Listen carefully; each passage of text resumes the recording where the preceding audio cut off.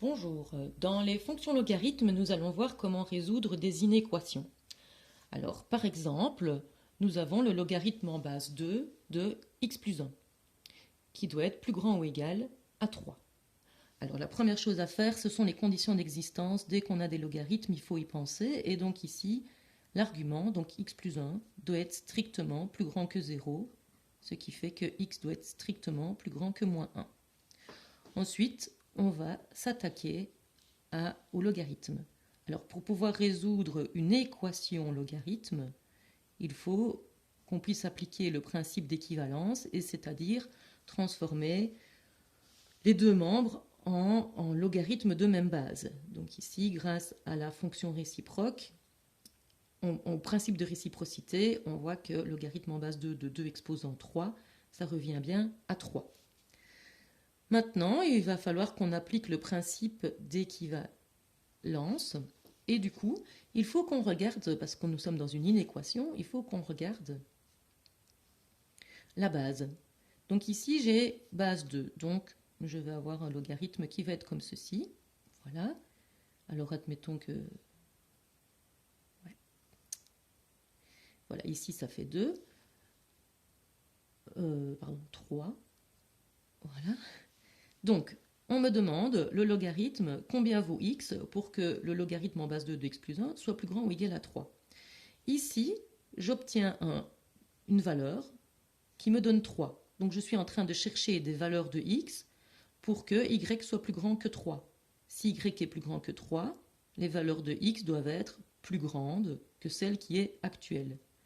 Ce qui veut dire que on ne va pas changer le sens d'inégalité quand on va faire le principe d'équivalence. Donc ça, c'est parce que a est plus grand que 1. La base est plus grande que 1, et donc la fonction est croissante.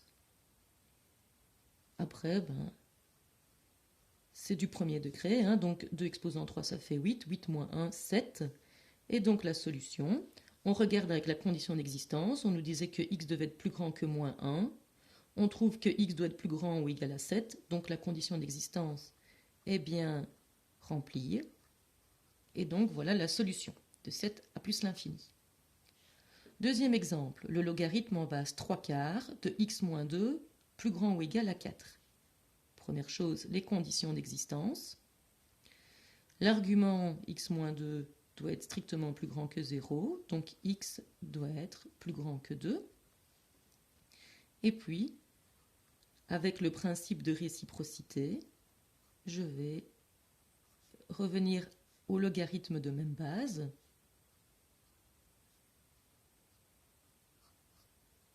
Voilà. Alors maintenant, pour pouvoir utiliser le principe d'équivalence, de nouveau, on va un petit peu réfléchir. Alors ici, le logarithme est, la base est 3 quarts. Comme elle est entre 0 et 1, ça ressemble plutôt à ceci. Alors, la valeur vaut 4. Donc ça veut dire que ici les x sont... Voilà, ici ça c'est la valeur qui va me donner 4. Maintenant, moi je cherche quelque chose qui soit plus grand que 4. Si je veux quelque chose qui est plus grand que 4, je suis sur cette partie-ci, y doit être plus grand que 4, et donc mes x doivent être plus petits que cette valeur-là. Donc du coup, je vais avoir x moins 2 qui doit être plus petit, et je vais donc changer le sens d'inégalité, plus petit ou égal à 3 quarts exposant 4. Et donc ça, c'est parce que a est entre 0 et 1. Je résous ensuite, je vais avoir x qui doit être plus petit ou égal, alors 3 quarts exposant 4, 81 sur 256 plus 2. Une fois que j'ai fait le calcul, ça me donne 2,316. Et donc la solution c'est, alors je vais regarder mon condition d'existence, je vois que x doit être strictement plus grande que 2, et mes solutions sont plus petits ou égales à 2,316. Donc ma solution, elle est coincée entre 2 qui n'est pas inclus et 2,316. inclus. Donc, quand on a une base qui est plus grande que 1, on garde le sens d'inégalité. Quand on a une base qui est entre 0 et 1, on doit changer le sens d'inégalité.